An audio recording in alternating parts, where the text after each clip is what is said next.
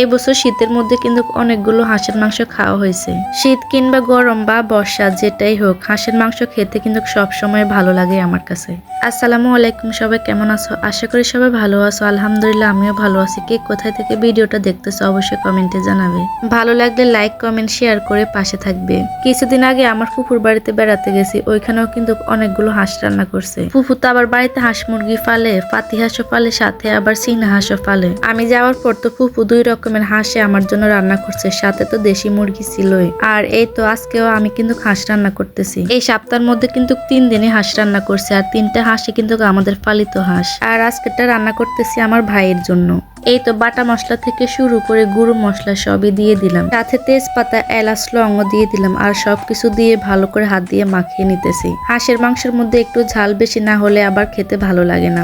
কাঁচা মরিচ, শুকনো মরিচ দুইটাই কিন্তু বেশি করে দিছি। সাথে আবার ফুলকপি রান্না করতেছি, এই জন্য মশলাটা কষিয়ে নিতেছি। প্রথমে তেল দিয়ে পেঁয়াজ, কাঁচামরিচ দিয়ে দিলাম, এরপর সবগুলো গুঁড়ো মশলা দিয়ে মশলাটা ভালো করে কষিয়ে নিব। এই তো মশলা কষানো হয়ে গেছে, এবার ফুলকপি আর আলু দিয়ে ভালো করে কিছুক্ষণ কষিয়ে নিব। ফুলকপি রান্না করতে গেলে না আমার বারবার একটা ভিডিওর কথা মনে পড়ে। একটা ভিডিওতে দেখছিলাম ফুলকপিগুলো গরম পানির মধ্যে কিছুক্ষণ চুবিয়ে রাখলে নাকি পোকাগুলো বের হয়ে যায়। ওই ভিডিওটা দেখে কিন্তু কেমন একটা লাগছিল, আসলে কি এত পোকা থাকে ফুলকপির মধ্যে। তবে আমি কিন্তু ফুলকপি কাটার সময় খুব সাবধানে কাটি, ভালো করে দেখে তারপরে কাটি। ধোয়ার সময় পানির মধ্যে চুবিয়ে বারবার করে ধুই। এই তো এই দিক দিয়ে হাঁসের মাংসটা কষানো হইতেছে, অল্প একটু পানি দিছি, দেখেন কতগুলো ঝোল বের হয়ে গেছে। আজকে কেন জানি না যে তরকারিটাই ভিডিও করতে যায় ধোয়ার কারণে ক্যামেরাটাই অন্ধকার হয়ে যায়, আর ক্লিয়ার ভাবে ভিডিওগুলো আসতেছে না। মাটির চুলায় রান্না করতে গেলে সমস্যার মধ্যে সবচেয়ে বড় সমস্যা হচ্ছে এটা, কিছুক্ষণ পর পর ধোয়া বের হয় আর চোখ মুখ অন্ধকার হয়ে যায়। সাথে তো হাতে কালি লাগবে, হাতের অবস্থা তো নাজেহাল হয়ে যায়, সেটা আর নতুন করে কি বলবো।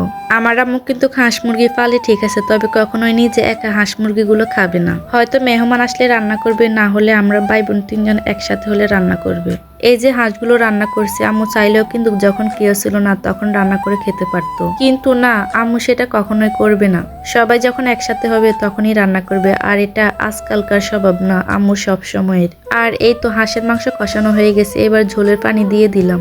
দেশি হাঁস, দেশি মুরগি, এমনকি লাল মুরগি, এগুলো রান্না করতে অনেকটা সময় লাগে, বারবার পানি দেওয়া লাগে।